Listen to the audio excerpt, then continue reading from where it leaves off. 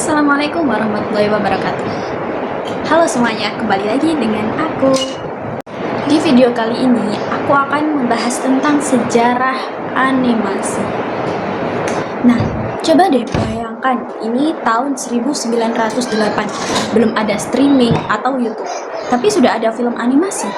Namanya Phantasmagorie, sebuah karya dari Prancis oleh Émile Zola. Film ini bisa dibilang sebagai salah satu kartun pertama yang pernah ada. Cara bikinnya masih jadul banget, digambar tangan, frame per frame. Apa sih ceritanya? Inti dari film ini adalah tentang manusia lidi yang terus bergerak dan bertemu benda-benda yang ajaibnya bisa berubah bentuk seenaknya. Manusia lidi adalah sebuah gambar paling sederhana dari orang atau binatang yang terdiri dari beberapa garis, lengkungan, dan titik. Misalnya, ada gelas anggur yang tiba-tiba jadi bunga, lalu berubah lagi jadi gajah. Gokil kan? Awalnya, film ini dibuka dengan pemandangan tangan asli si pembuat, yaitu Émile Zola, yang lagi menggambar tokoh utama tepat di depan kamera. Jadi, ada scene peran hidupnya juga. Selain manusia lidi, muncul juga karakter lain seperti badut, seorang pria, wanita dengan topi bulu super besar, dan orang kuat. Kenapa namanya Phantasmagorie?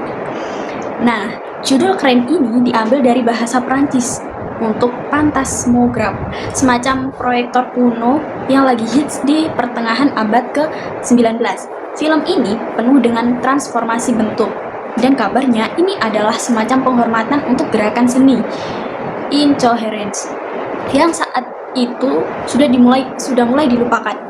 Soal membuat film super singkat ini dari Februari sampai bulan Mei atau Juni sekitar 1908. Meskipun cuma sekitar 2 menit saja, dia menggunakan 700 bingkai gambar. Setiap gambarnya dipajang 2 kali, makanya total durasinya pendek.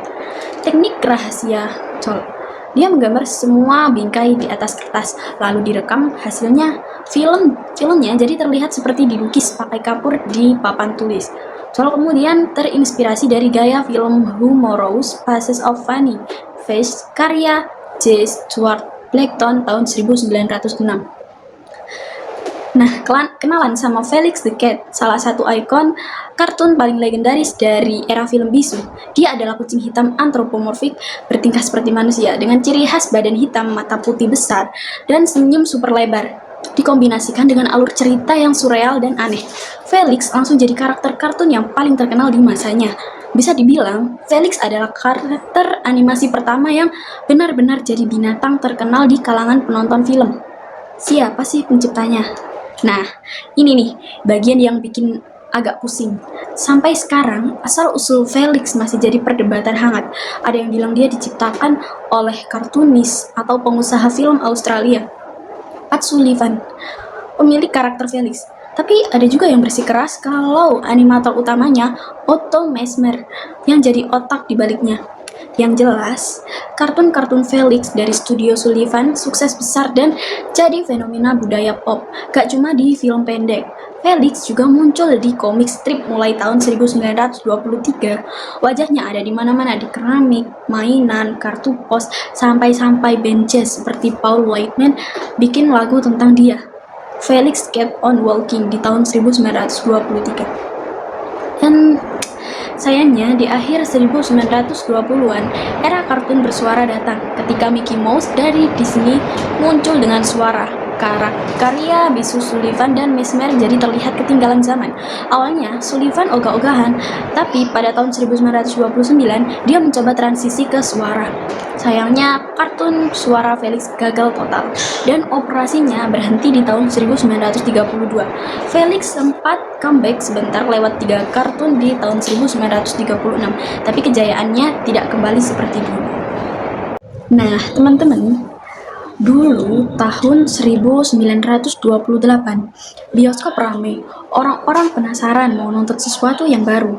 Lalu muncul seekor tikus kecil bernama Mickey Mouse di film Steamboat Willie. Tapi kali ini beda. Untuk pertama kalinya, penonton bukan cuma melihat gambar bergerak, mereka mendengar suara yang sinkron.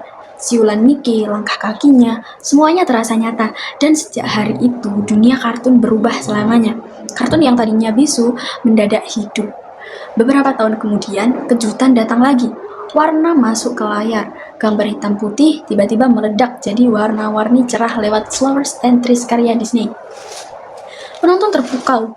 Untuk pertama kali, animasi bukan hanya lucu, tapi juga indah, seperti lukisan yang bergerak.